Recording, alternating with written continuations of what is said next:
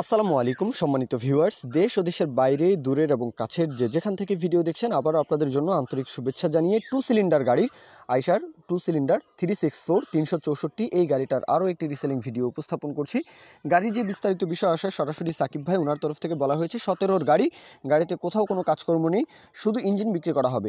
চাইলে trolley extra নিয়ে আপনারা কিন্তু পরিবহনের জন্য গাড়িটা ফিট করতে পারেন, সমস্যা নেই। তবে শুধু ইঞ্জিন বিক্রি করা হবে, একদমই পানির দামে বিক্রি করা হবে। গাড়িতে কোথাও কোনো কাজকর্ম নেই। গাড়ির যে আউটসাইড কন্ডিশন, বনাট মাঠগার্ড, চাকার বিট কন্ডিশন, মোটামুটি সব দিক দিয়ে কিন্তু গাড়িটা সুন্দর কন্ডিশনে রয়েছে, একদমই পারফেক্ট বা সুন্দর কন্ডিশনে রয়েছে।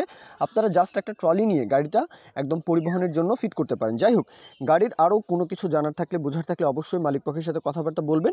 আর টু সিলিন্ডার গাড়িগুলোর যেই চাহিদা সেটা কিন্তু একদম উত্তরবঙ্গে অনেক বেশি। উত্তরবঙ্গ বলতে দিনাজপুর, রংপুরের আশেপাশে আর কি।